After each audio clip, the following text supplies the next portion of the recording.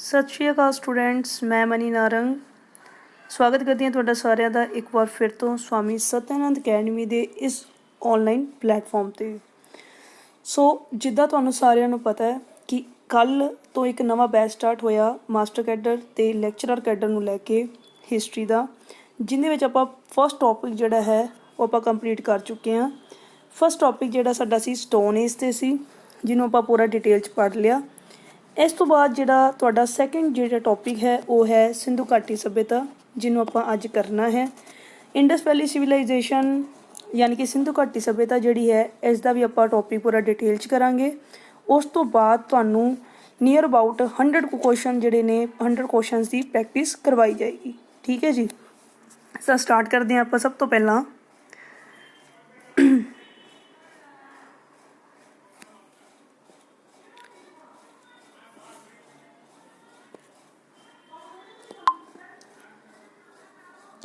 ਇੱਕ ਸੈਕਿੰਡ।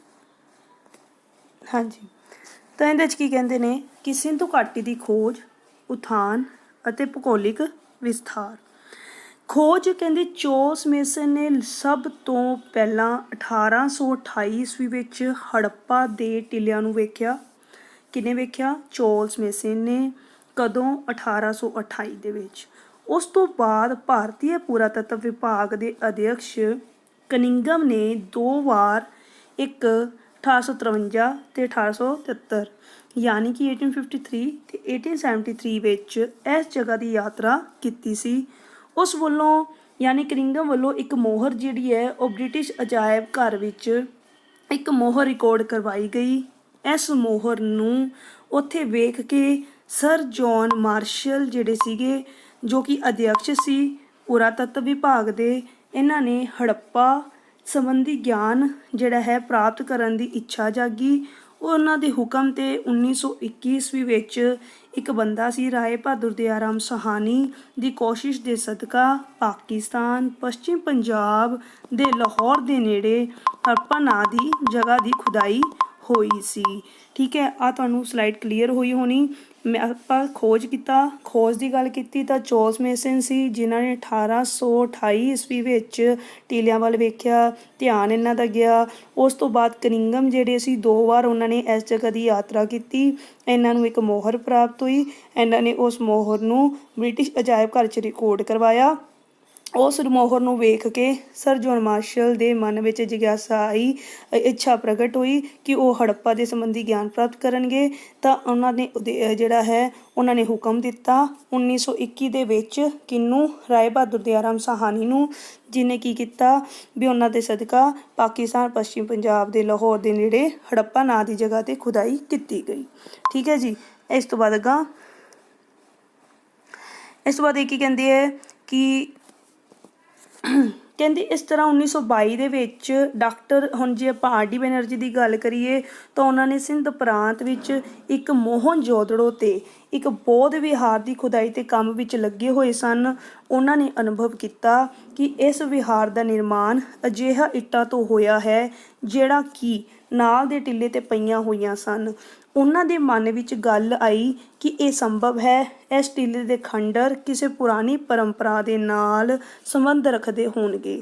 ਕਹਿੰਦੇ ਉਹਨਾਂ ਨੂੰ ਵੀ ਹੜੱਪਾ ਦੇ ਸਥਾਨ ਤੋਂ ਪ੍ਰਾਪਤ ਉਹਨਾਂ ਨੂੰ ਵੀ ਮੋਹਰਾਂ ਦੀ ਤਰ੍ਹਾਂ ਹੀ ਹੋਰ ਮੋਹਰਾਂ ਵੀ ਪ੍ਰਾਪਤ ਮਿਲੀਆਂ ਨੇ। ਤਾਂ ਸਰ ਜੌਨ ਮਾਰਸ਼ਲ ਕੌਣ, ਜਿਹੜਾ ਪੁਰਾਤੱਤਵ ਵਿਭਾਗ ਦੇ ਅਧਿਕਾਰੀ ਸਨ, ਅਤੇ ਮਾਰਟੀਅਰ ਵਿਲਰ ਦੀ ਨਿਰਦੇਸ਼ਾਂ ਦੇ ਹੜੱਪਾ ਤੇ ਮੋਹਨਜੋਦੜੋ ਦੀ ਰੋਜ਼ਾਨਾ ਖੁਦਾਈ ਕਰਵਾਉਣ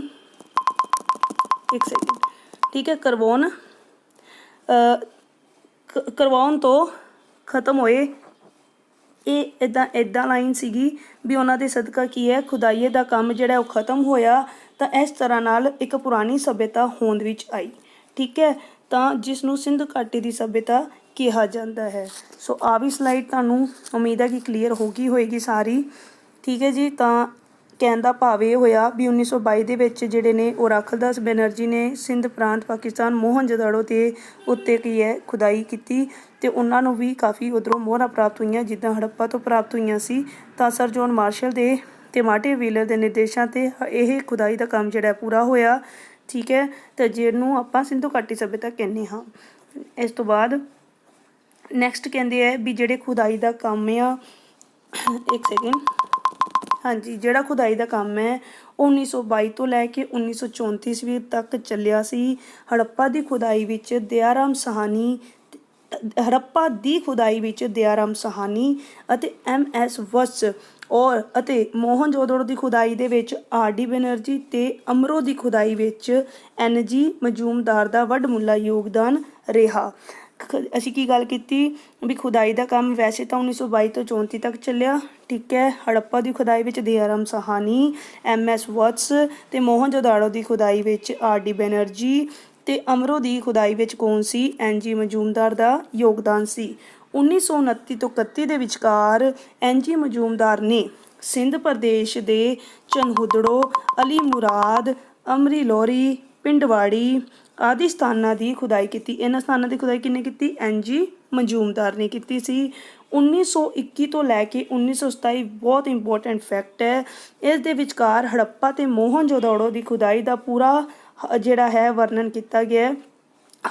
ਸਰ ਜੌਨ ਮਾਰਸ਼ਲ ਨੇ ਆਪਣੀ ਕਿਤਾਬ Mohenjodaro and Indus valley civilisation 3rd volume ਵਿੱਚ ਵਰਣਨ ਕੀਤਾ ਹੈ। ਕਹਿਣ ਦਾ ਭਾਵ ਇਹ, ਖੁਦਾਈ ਦਾ ਕੰਮ ਬੇਸ਼ੱਕ 1922 ਤੋਂ 34 'ਚ ਚੱਲਿਆ ਸੀ, ਲੇਕਿਨ ਸਰ ਜੌਨ ਮਾਰਸ਼ਲ ਨੇ 1921 ਤੋਂ 1927 ਤੱਕ ਦਾ ਜਿਹੜਾ ਵਰਣਨ ਆਪਣੀ ਕਿਤਾਬ ਮੋਹਨਜੋਦਾੜੋ ਤੇ ਐਂਡ ਇੰਡਸ ਵੈਲੀ ਸਿਵਲਾਈਜੇਸ਼ਨ, ਉਹਨਾਂ ਦੀ ਲਿਖੀ ਜਿਹੜੀ ਕਿਤਾਬ ਹੈ ਉਹਦੇ ਵਿੱਚ ਵਰਣਨ ਕੀਤਾ ਗਿਆ। ਤਾਂ ਤੁਹਾਨੂੰ ਕੁਐਸਚਨ ਆ ਜਾਵੇ ਸਰ ਜੌਨ ਮਾਰਸ਼ਲ ਦੀ ਕਿਤਾਬ ਦਾ ਕੀ ਨਾਮ ਹੈ, ਤਾਂ ਆਨਸਰ ਕੀ ਹੋਏਗਾ? ਮੋਹਨਜੋਦਾੜੋ ਐਂਡ ਇੰਡਸ ਵੈਲੀ ਸਿਵਲਾਈਜੇਸ਼ਨ। ਇੰਨੀ ਗੱਲ ਕਲੀਅਰ। ਇਸ ਤੋਂ ਬਾਅਦ ਇੱਕ ਬੁੱਕ ਹੋਰ ਤੁਸੀਂ ਯਾਦ ਰੱਖਣੀ ਹੈ ਜੋ ਕਾਫੀ ਇੰਪੋਰਟੈਂਟ ਹੈ, ਉਹ ਹੈ MS ਵਤਸ ਦੀ, ਜੋ ਕਿ ਲਿਖੀ ਹੋਈ ਹੈ। MS ਵਤਸ ਨੇ ਹੜੱਪਾ ਸੱਭਿਅਤਾ ਦੀ ਖੁਦਾਈ ਤੋਂ ਮਿਲੀ ਜਾਣਕਾਰੀ ਬਾਰੇ ਜਿਹੜੀ ਕਿਤਾਬ ਲਿਖੀ ਉਹ ਹੈ ਐਕਸਕਾਵੇਸ਼ਨ ਆਫ ਹੜੱਪਾ, ਠੀਕ ਹੈ। ਇਸ ਦੇ ਵਿੱਚ ਇਹਨਾਂ ਨੇ ਇਸ ਦਾ ਜਿਹੜਾ ਹੈ ਸੱਭਿਅਤਾ ਦਾ ਗਿਆਨ ਲੋਕਾਂ ਤੱਕ ਪਹੁੰਚਾਇਆ ਹੈ। ਇਹਦੇ ਵਿੱਚ ਇਹਨਾਂ ਨੇ ਵਰਣਨ ਕੀਤਾ, MS ਵਤਸ ਨੇ ਹੜੱਪਾ ਸੱਭਿਅਤਾ ਦਾ ਗਿਆਨ ਇਸ ਤਰ੍ਹਾਂ ਲੋਕਾਂ ਤੱਕ ਪਹੁੰਚਾਇਆ ਗਿਆ। ਤਾਂ 2 ਕਿਤਾਬਾਂ ਹੋਈਆਂ, ਇੱਕ MS Vats the ਐਕਸਕੇਵੇਸ਼ਨ of Harappa ਤੇ sir John Marshall the ਮੋਹਨਜੋਦਾੜੋ and Indus valley civilisation.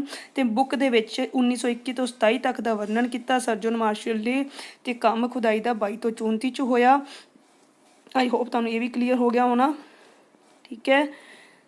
ਤੇ ਇਸ ਤੋਂ ਬਾਅਦ ਸਾਡੇ ਕੋਲ ਹੁਣ ਆਉਂਦਾ ਸੱਭਿਅਤਾ ਦੇ ਵਿਸਤਾਰ ਦੇ ਮੁੱਖ ਕੇਂਦਰ।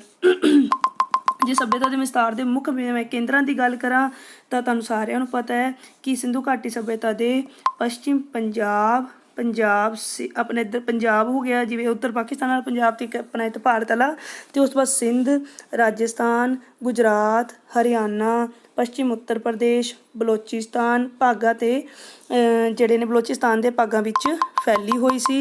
ਇਸ ਦੇ ਜਿਹੜੇ ਮੁੱਖ ਕੇਂਦਰ ਸਨ ਜਿਵੇਂ ਕਿ ਮੋਹਨਜੋਦਾੜੋ, ਜਿਹਨੂੰ ਆਪਾਂ ਅੱਗੇ ਐਕਸਪਲੇਨ ਵੀ ਕਰਾਂਗੇ ਵੀ ਇੱਥੋਂ ਕੀ ਸਾਨੂੰ ਪ੍ਰਾਪਤ ਹੋਇਆ, ਚਨਹੁਦੜੋ, ਸੁਤਕਾਂਗੇਡੋਰ, ਕੋਟਦੀਜੀ, ਸਰਾਏ ਕੋਲਾ ਗੁਬਲਾ, ਜਲੀਲਪੁਰ, ਅਮਰੀ ਜਿਹੜਾ ਕਿ ਹੁਣ ਪਾਕਿਸਤਾਨ 'ਚ ਹੈ, ਕਾਲੀਬੰਗਾ ਜੋ ਆਪਣੇ ਭਾਰਤ ਦੇ ਰਾਜਸਥਾਨ 'ਚ ਹੈ, ਰੰਗਪੁਰ, ਲੋਥਲ ਗੁਜਰਾਤ ਵਿੱਚ, ਬਨਵਾਲੀ ਜ਼ਿਲ੍ਹਾ ਹਿਸਾਰ ਪੈਂਦਾ ਹਰਿਆਣਾ 'ਚ ਆਦਿ। ਇਹ ਆਪਾਂ ਹਰ ਇੱਕ ਕੇਂਦਰ ਨੂੰ ਆਪਾਂ ਅੱਗੇ ਜਿਹੜਾ ਹੈ ਆਪਾਂ ਇੱਕ ਇੱਕ ਕਰਕੇ ਸਾਰਾ ਪੜ੍ਹਾਂਗੇ। ਅਸਲ ਵਿੱਚ ਅਜਿਹੇ 150 ਸਥਾਨਾਂ ਨੂੰ ਲੱਭਿਆ ਜਾ ਚੁੱਕਿਆ ਹੈ ਜਿੱਥੇ ਸਿੰਧੂ ਘਾਟੀ ਦੇ ਲੋਕਾਂ ਦੇ ਜੀਵਨ ਨਾਲ ਸੰਬੰਧਿਤ ਕਈ ਚੀਜ਼ਾਂ ਮਿਲੀਆਂ ਹਨ। ਇਸ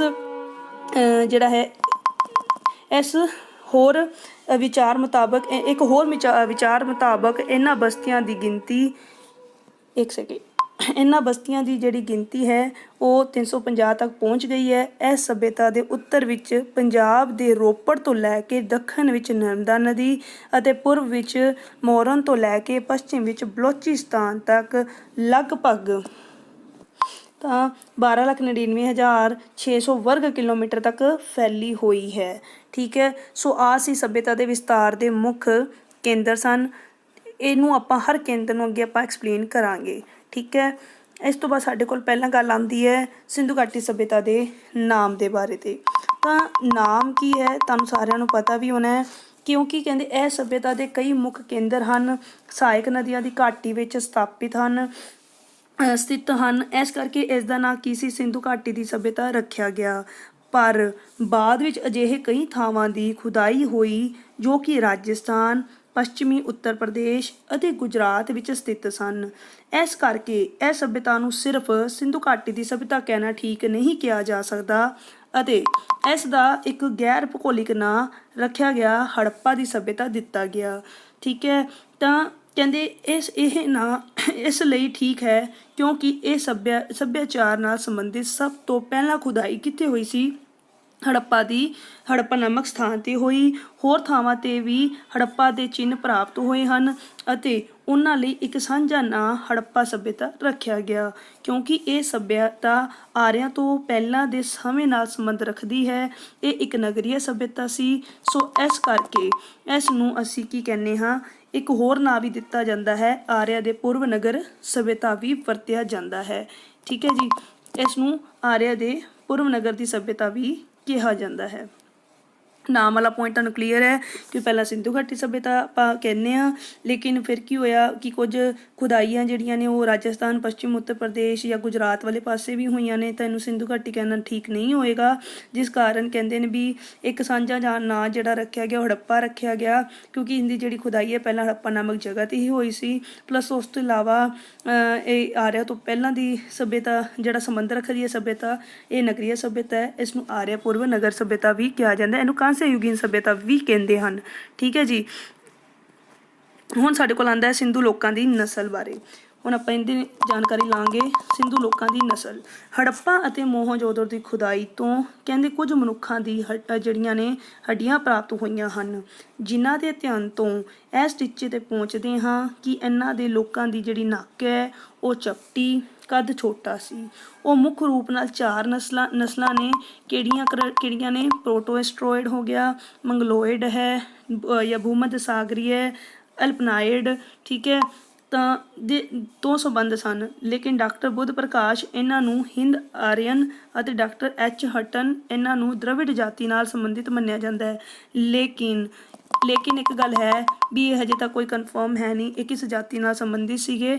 ਠੀਕ ਹੈ, ਪਰੰਤੂ ਇਸ ਸੰਬੰਧ ਵਿੱਚ ਇਹ ਨਿਸ਼ਚਿਤ ਰੂਪ ਵਿੱਚ ਕੁਝ ਵੀ ਨਹੀਂ ਕਿਹਾ ਜਾ ਸਕਦਾ ਕਿ ਸਿੰਧੂ ਘਾਟੀ ਦੀ ਸੱਭਿਅਤਾ ਦੇ ਲੋਕਾਂ ਦੀ ਨਸਲ ਕਿਹੜੀ ਸੀ। ਇਹ ਕਨਫਰਮ ਨਹੀਂ। ਕੁਝ ਇਸ ਨੂੰ ਹਿੰਦ ਆਰੀਅਨ ਕਹਿੰਦੇ ਹਨ, ਕੁਝ ਇਸ ਨੂੰ ਦ੍ਰਵਿੜ ਜਾਤੀ ਦੇ ਕਹਿੰਦੇ ਹਨ, ਤਾਂ ਇਹਦਾ ਹਜੇ ਤੱਕ ਕੁਝ ਕਨਫਰਮ ਨਹੀਂ ਹੈ।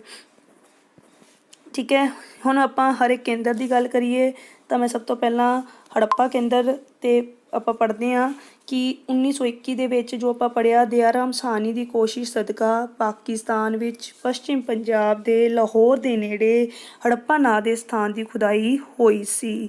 ਇਸ ਖੁਦਾਈ ਵਿੱਚ MS ਵਟਸ ਨੇ ਬਹੁਤ ਵੱਡਾ ਯੋਗਦਾਨ ਪਾਇਆ। ਉਹਨਾਂ ਨੇ 1940 ਦੇ ਵਿੱਚ ਹੜੱਪਾ ਦੀ ਖੁਦਾਈ ਨਾਂ ਦੀ ਕਿਤਾਬ ਲਿਖੀ। ਹੜੱਪਾ ਦੀ ਖੁਦਾਈ ਜੋ ਆਪਾਂ ਹੁਣੇ ਪਿੱਛੇ ਮੈਂ ਤੁਹਾਨੂੰ 2 ਕਿਤਾਬਾਂ ਕਰਾਈਆਂ ਸੀ, ਐਕਸਕੇਵੇਸ਼ਨ ਆਫ ਹੜੱਪਾ MS ਵਟਸ ਦੀ ਅਤੇ ਸਰ ਜੌਨ ਮਾਰਸ਼ਲ ਦੀ, ਯਾਦ ਹੋਣੀ ਤੁਹਾਨੂੰ, ਆਪਾਂ ਹੁਣੇ ਹੀ ਪੜ੍ਹੀ ਹੈ। ਤਾਂ ਉਹਦੀ ਹੀ ਗੱਲ ਕਰ ਰਹੇ ਨੇ ਕਿ 1940 ਵਿੱਚ ਹੜੱਪਾ ਦੀ ਖੁਦਾਈ ਨਾਂ ਦੀ ਕਿਤਾਬ ਲਿਖੀ। ਕਿਹਨੇ ਲਿਖੀ? MS ਵਟਸ ਨੇ, ਜਿਸ ਵਿੱਚ ਹੜੱਪਾ ਸੱਭਿਅਤਾ ਬਾਰੇ ਜਾਣਕਾਰੀ ਦਿੱਤੀ ਗਈ ਸੀ। ਕਹਿੰਦੇ ਇਸ ਦੇ ਨਾਂ 'ਤੇ ਸਾਰੀ ਸੱਭਿਅਤਾ ਦਾ ਨਾਂ ਵੀ ਕੀ ਪੈ ਗਿਆ? ਹੜੱਪਾ ਪੈ ਗਿਆ। ਹੜੱਪਾ ਪਾਕਿਸਤਾਨ ਦੇ ਮਿੰਟਗੁਮਰੀ ਜ਼ਿਲ੍ਹੇ ਦੇ ਰਾਵੀ ਨਦੀ ਦੇ ਉੱਤਰ ਵਿੱਚ 6 ਮੀਲ ਦੀ ਦੂਰੀ 'ਤੇ ਹੈ। ਇਸ ਤੋਂ ਕੁਐਸਚਨ ਪੁੱਛੇ ਜਾਂਦੇ ਨੇ, ਹੜੱਪਾ ਕਿੱਥੇ? ਪਾਕਿਸਤਾਨ। ਕਿਹੜਾ ਜ਼ਿਲ੍ਹਾ? ਮਿੰਟਗੁਮਰੀ ਜ਼ਿਲ੍ਹਾ। ਕਿਹੜੀ ਨਦੀ ਕਿਨਾਰੇ? ਰਾਵੀ ਨਦੀ ਦੇ ਕਿਨਾਰੇ, ਰਾਵੀ ਨਦੀ ਦੇ ਉੱਤਰ ਵਿੱਚ 6 ਮੀਲ ਦੀ ਦੂਰੀ 'ਤੇ ਹੈ। ਕਹਿੰਦੇ ਇਹ ਲਾਹੌਰ ਤੋਂ ਲਗਭਗ 100 ਮੀਲ ਦੀ ਦੂਰੀ 'ਤੇ ਹੈ। ਕੁਝ ਇਤਿਹਾਸਕਾਰ ਇਹ ਮੰਨਦੇ ਹਨ ਕਿ ਹੜੱਪਾ ਸਿੰਧੂ ਸੱਭਿਅਤਾ ਦੀ ਉੱਤਰੀ ਅਤੇ ਮੋਹਨਜੋਦੜੋ ਦੀ ਦੱਖਣ ਦੀ ਰਾਜਧਾਨੀ ਸੀ। ਜਿੱਥੇ ਤੱਕ ਇਸ ਦੇ ਆਕਾਰ ਦਾ ਸਵਾਲ ਹੈ, ਇਹ ਮਤਲਬ ਇਸ ਸੱਭਿਅਤਾ ਦੇ ਬਾਕੀ ਸਾਰੇ ਨਗਰਾਂ ਤੋਂ ਜਿਹੜੀ ਹੈ ਵੱਡੀ ਸੀ। ਇਸ ਦੀ ਨਗਰ ਯੋਜਨਾ ਵਿਵਸਥਿਤ ਸੀ। ਇੱਥੇ 6 ਪਰਤਾਂ ਮਿਲੀਆਂ ਹਨ। ਠੀਕ ਹੈ, ਤਾਂ ਸ਼ਾਇਦ ਇਹ ਮੰਨਿਆ ਜਾਂਦਾ ਹੈ ਕਿ ਇਹ ਨਗਰ 6 ਵਾਰ ਵਸਿਆ ਅਤੇ ਉਜੜਿਆ ਹੋਵੇ। ਇਸ ਤੋਂ ਅੰਦਾਜ਼ਾ ਇਹ ਵੀ ਲਗਾਇਆ ਜਾ ਸਕਦਾ ਹੈ ਕਿ ਇਸ ਦੀ ਆਬਾਦੀ ਕਾਫੀ ਵਧੀ ਹੋਈ ਸੀ। ਨਗਰ ਦੇ ਸਾਡੇ 2 ਭਾਗ ਹੈਗੇ ਨੇ, ਬਹੁਤ ਇੰਪੋਰਟੈਂਟ ਨੇ, ਬਹੁਤ ਜ਼ਿਆਦਾ ਇੰਪੋਰਟੈਂਟ ਨੇ। ਕੀ ਹੈ? ਨਗਰ ਦੇ 2 ਭਾਗ ਨੇ। ਕਿਹੜੇ? ਪੂਰਬੀ ਅਤੇ ਪੱਛਮੀ ਭਾਗ ਵਿੱਚ ਵੰਡਿਆ ਹੋਇਆ ਸੀ। ਪੂਰਬੀ ਭਾਗ ਤਾਂ ਕਹਿੰਦੇ ਲਗਭਗ ਖਤਮ ਹੋ ਚੁੱਕਿਆ ਸੀ ਕਿਉਂਕਿ ਲੋਕਾਂ ਨੇ ਇੱਟਾਂ ਚੋਰੀ ਕਰਕੇ ਅਨਿਯੰਤਰ ਦਾ ਪ੍ਰਯੋਗ ਕਰ ਲਿਆ ਸੀ। 2 ਖੰਡ ਨੇ ਇਸ ਨਗਰ ਦੇ, ਪੂਰਬੀ ਅਤੇ ਪੱਛਮੀ। ਤਾਂ ਕਿਹੜਾ ਨਸ਼ਟ ਹੋ ਚੁੱਕਿਆ ਹੈ? ਪੂਰਬੀ ਭਾਗ ਲਗਭਗ ਖਤਮ ਹੈ। ਠੀਕ ਹੈ, ਇਹ ਹੋਇਆ ਤੁਹਾਡਾ ਹੜੱਪਾ ਕੇਂਦਰ ਬਾਰੇ। ਜੇ ਹੁਣ ਅਸੀਂ ਅੱਗੇ ਗੱਲ ਕਰੀਏ ਮੋਹਨਜੋਦੜੋ ਦੀ, ਆਪਾਂ ਇਹਨੂੰ ਡਿਟੇਲ 'ਚ ਕਰਦੇ ਹਾਂ।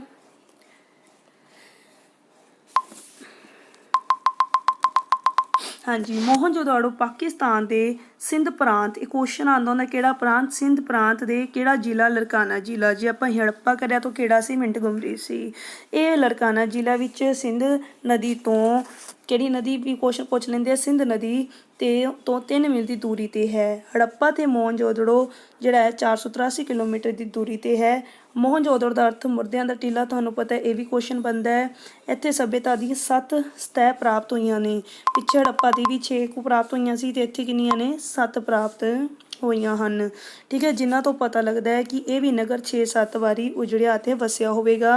1922 ਦੇ ਵਿੱਚ ਰਾਖਦਾ ਬੈਨਰਜੀ ਇੱਥੇ ਇੱਕ ਬੌਧ ਵਿਹਾਰ ਦੀ ਖੁਦਾਈ ਕਰ ਰਹੇ ਸੀ। ਇਹ ਵੀ ਆਪਾਂ ਪਿੱਛੇ ਪੜ੍ਹ ਕੇ ਆਏ ਲਾਸਟ ਸਲਾਈਡਸ ਦੇ ਵਿੱਚ।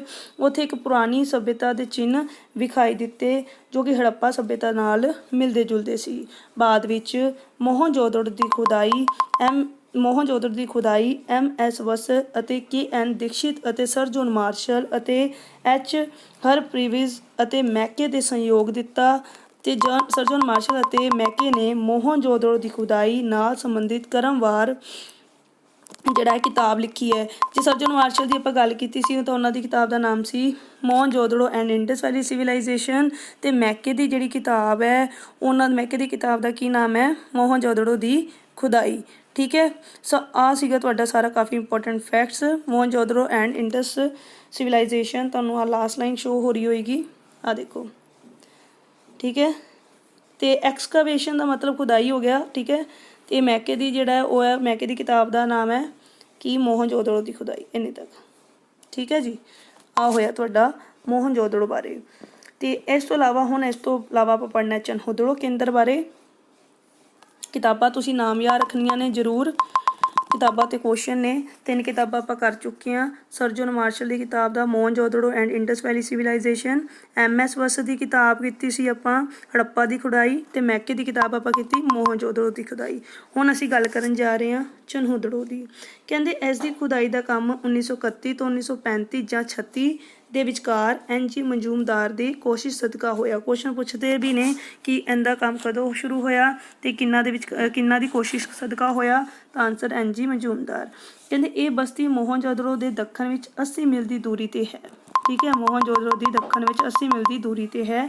ਠੀਕ ਹੈ, ਇਸ ਦੀ ਨਾਲੀ ਦਾ ਵਿਵਸਥਾ ਹੜੱਪਾ ਵਾਂਗ ਹੀ ਸੀ, ਪਰ ਨਗਰ ਵਿਵਸਥਾ ਇੱਕ ਸ਼ਤਰੰਜ ਦੀ ਬੋਰਡ ਦੇ ਸਮਾਨ ਸੀ। ਇਹ ਕਾਫੀ ਇੰਪੋਰਟੈਂਟ ਹੈ ਕਿ ਸ਼ਤਰੰਜ ਦੀ ਬੋਰਡ ਦੇ ਸਮਾਨ ਸੀ ਨਗਰ ਵਿਵਸਥਾ। ਇੱਥੇ ਇੱਕ ਮਣਕੇ ਬਣਾਉਣ ਦਾ ਕਾਰਖਾਨਾ ਵੀ ਪ੍ਰਾਪਤ ਹੋਇਆ।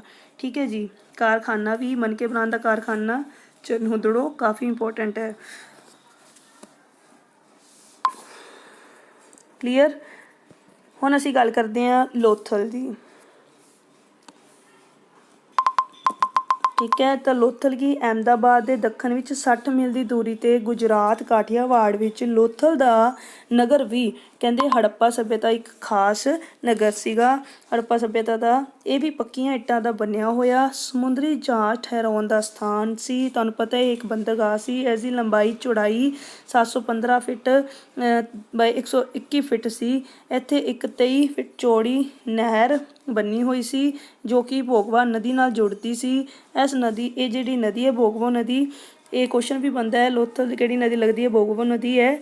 ਇਹ ਨਦੀ ਅਰਬ ਸਾਗਰ ਵਿੱਚ ਡਿੱਗਦੀ ਸੀ। ਤਾਂ ਇਸ ਬੰਦਰਗਾਹ ਤੋਂ ਪਤਾ ਚੱਲਦਾ ਹੈ ਕਿ ਹੜੱਪਾ ਦੀ ਸੱਭਿਅਤਾ ਦੇ ਸਮੇਂ ਤੇ ਸਮੁੰਦਰੀ ਮਾਰਗ ਰਾਹੀਂ ਵਿਦੇਸ਼ੀ ਵਪਾਰ ਚੱਲਦਾ ਸੀ। ਸਾਰਾ ਨਗਰ ਇੱਕ ਨਿਯੋਜਿਤ ਯੋਜਨਾ ਮੁਤਾਬਕ ਵਸਾਇਆ ਗਿਆ ਸੀ। ਪਰੰਤੂ ਕਹਿੰਦੇ ਇੱਥੇ ਪੂਰਬੀ ਅਤੇ ਪੱਛਮੀ ਅਲੱਗ-ਅਲੱਗ ਟਿੱਲੇ ਨਹੀਂ ਮਿਲਦੇ ਸਨ।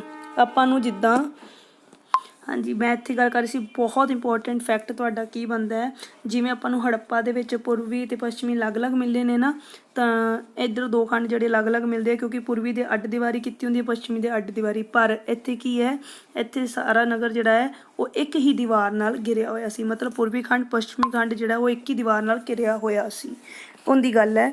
ਠੀਕ ਹੈ, ਇਹ ਸੀ ਤੁਹਾਡਾ ਲੋਥਲ, ਇਹ ਪੁਆਇੰਟ ਲੋਥਲ ਵਾਲਾ, ਇਹ ਵੀ ਕਲੀਅਰ ਹੋਣਾ।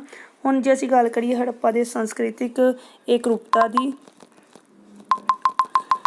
ਦੇਖੋ, ਹੜੱਪਾ ਸੰਸਕ੍ਰਿਤੀ ਨਾਲ ਸੰਬੰਧਿਤ ਕੇਂਦਰ ਹੜੱਪਾ, ਮੋਹਨਜੋਦੜੋ, ਕਾਲੀਬੰਗਾ, ਲੋਥਲ, ਚਨਹੋਦੜੋ, ਵਨਵਾਲੀ, ਕੋਟਲਾ, ਨਿਹੰਗ ਖਾਂ ਅਤੇ ਸੰਗੋਲ ਆਦਿ ਦੀ ਖੁਦਾਈ ਤੋਂ ਜੋ ਵਸਤੂਆਂ ਅਤੇ ਅਵਸ਼ੇਸ਼ ਮਿਲੇ ਹਨ, ਉਹਨਾਂ ਦੀ ਤੁਲਨਾਤਮਕ ਅਧਿਐਨ ਵਿੱਚ ਇਹ ਗੱਲ ਸਾਫ਼ ਹੋ ਜਾਂਦੀ ਹੈ ਕਿ ਸੰਸਕ੍ਰਿਤਿਕ ਇਕਰੂਪਤਾ ਅਤੇ ਸਮਾਨਤਾ ਸੀਗੀ। ਹੜੱਪਾ ਸੰਸਕ੍ਰਿਤੀ ਦੀ ਕੁਝ ਖਾਸ ਸਮਾਨ ਵਿਸ਼ੇਸ਼ਤਾਵਾਂ ਜਿਹੜੀਆਂ ਨੇ ਇਹ ਜਿਹੜੇ ਨੇ ਏ ਕੇ ਮਜੂਮਦਾਰ ਨੇ ਆਪਣੀ ਕਿਤਾਬ ਕੌਨਸਾਈਜ਼ ਹਿਸਟਰੀ ਆਫ ਏਂਸ਼ੀਅੰਟ ਇੰਡੀਆ ਵਿੱਚ ਉਲੇਖ ਕੀਤਾ ਹੈ। ਤਾਂ ਤੁਹਾਡੇ ਕੋਲ ਚੌਥੀ ਬੁੱਕ ਜਿਹੜੀ ਆਪਾਂ ਪੜ੍ਹ ਰਹੇ ਹਾਂ ਉਹ ਏ ਕੇ ਮਜੂਮਦਾਰ ਦੀ ਹੈ, ਕੌਨਸਾਈਜ਼ ਹਿਸਟਰੀ ਆਫ ਏਂਸ਼ੀਅੰਟ ਇੰਡੀਆ। ਇਹਦੇ 'ਤੇ ਵੀ ਰਿਗਾਰਡਿੰਗ ਕੁਐਸਚਨ ਪੁੱਛਿਆ ਜਾਂਦਾ ਹੈ। ਠੀਕ ਹੈ ਜੀ। ਤਾਂ ਕੱਲ ਮਿਲਾਨ ਦੀ ਗੱਲ ਕੀ ਹੈ ਕਿ ਸੰਸਕ੍ਰਿਤੀ ਇੱਕ ਰੂਪਤਾ ਅਤੇ ਸਮਾਨਤਾ ਪਾਈ ਜਾਂਦੀ ਸੀ, ਜਿਹਦੇ ਬਹੁਤ ਸਾਰੇ ਸਾਡੇ ਕੋਲ ਫੈਕਟਸ ਨੇ। ਦੇਖਦੇ ਹਾਂ ਰੀਜ਼ਨ ਕਿਸ ਦੇ ਹਿਸਾਬ ਨਾਲ ਆਪਾਂ ਕਹਿੰਦੇ ਹਾਂ।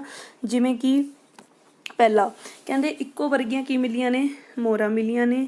ਸੈਕਿੰਡ, ਮੋਹਰਾਂ ਅਤੇ ਜਿਹੜੇ ਮ੍ਰਿਦ ਭਾਂਡ ਯਾਨੀ ਕਿ ਬਰਤਨ ਅਤੇ ਅੰਕਿਤ ਚਿਤਰਾਤਮਕ ਲਿਪੀ ਦੀ ਸਮਰੂਪਤਾ ਹੈ। ਮਿੱਟੀ ਦੇ ਭਾਂਡੇ ਬਣਾਉਣ ਦੀ ਕਲਾ ਵੀ ਇੱਕੋ ਵਰਗੀ। ਠੀਕ ਹੈ। ਸਾਰੀਆਂ ਕੇਂਦਰ ਅਤੇ ਮਿੱਟੀ ਦੇ ਭਾਂਡੇ ਉੱਤੇ ਇੱਕ ਖਾਸ ਤਰ੍ਹਾਂ ਦੀ ਕੀ ਹੈ, ਸਜਾਵਟੀ ਚਿੱਤਰ ਦੀ ਇਕਰੂਪਤਾ ਮਿਲਦੀ ਹੈ। ਕਈ ਥਾਵਾਂ 'ਤੇ ਮਕਾਨ ਬਣਾਉਣ ਲਈ ਵਰਤੋਂ ਵਿੱਚ ਲਿਆਈ ਗਈ ਇੱਟਾਂ ਦੇ ਆਕਾਰ ਵਿੱਚ ਸਮਾਨਤਾ।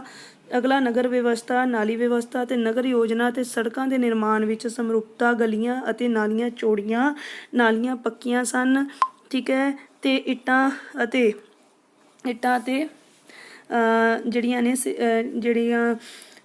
ਜਿਹੜੀਆਂ ਨਾਲੀਆਂ ਨੇ ਉਹ ਢੱਕੀਆਂ ਹੋਈਆਂ ਸੀਗੀਆਂ। ਸੜਕਾਂ ਇੱਕ ਦੂਜੇ ਨੂੰ ਸਮਕੋਣੇ ਤੋਂ ਘੱਟਦੀਆਂ ਸੀਗੀਆਂ। ਠੀਕ ਹੈ। ਸਹਿਮਤ ਜੇ ਮੈਂ ਪੁਆਇੰਟ ਕਰਵਾਵਾਂ ਤਾਂ ਇਹਨਾਂ ਦਾ ਇੱਕ ਸੈਕਿੰਡ, ਹਾਂਜੀ, ਤਾਂ ਇਹਨਾਂ ਦਾ ਕੇਂਦਰ 'ਤੇ ਇੱਕ ਸਮਾਨ ਰੂਪ ਦੇ ਮਕਾਨ ਬਣੇ ਹੋਏ ਸਨ ਅਤੇ ਉਹਨਾਂ ਵਿੱਚ ਖਿੜਕੀਆਂ, ਦਰਵਾਜ਼ੇ ਅਤੇ ਰੋਸ਼ਨਦਾਰ ਦੀ ਵਿਵਸਥਾ ਵੀ ਸੀ। ਠੀਕ ਹੈ। ਆਂਗਨ, ਖੂਹ ਅਤੇ ਇਸ਼ਨਾਨਘਰ ਵੀ ਸਨ। ਤਾਂ ਅਸੀਂ ਇਹ ਕਹਿ ਸਕਦੇ ਹਾਂ ਕਿ ਇਹਨਾਂ ਵਿੱਚ ਕੀ ਹੈ, ਇਕਰੂਪਤਾ ਜਿਹੜੀ ਹੈ ਪਾਈ ਜਾਂਦੀ ਹੈ। ਤਾਂ ਸਾਡਾ ਪੁਆਇੰਟ ਇਹ ਚੱਲ ਰਿਹਾ ਸੀ, ਸੰਸਕ੍ਰਿਤਿਕ ਇਕਰੂਪਤਾ ਆਪਾਂ ਕਿਹਦੇ ਆਧਾਰ 'ਤੇ ਕਹਿੰਦੇ ਹਾਂ, ਇਹਨਾਂ ਪੁਆਇੰਟਾਂ ਦੇ ਆਧਾਰ 'ਤੇ ਕਹਿੰਦੇ ਹਾਂ। ਠੀਕ ਹੈ। ਸੋ ਇਸ ਤੋਂ ਬਾਅਦ ਅਸੀਂ ਆਪਣੀ ਨੈਕਸਟ ਵੀਡੀਓ ਦੇ ਵਿੱਚ ਕਰਾਂਗੇ ਅਗਲਾ। ਠੀਕ ਹੈ।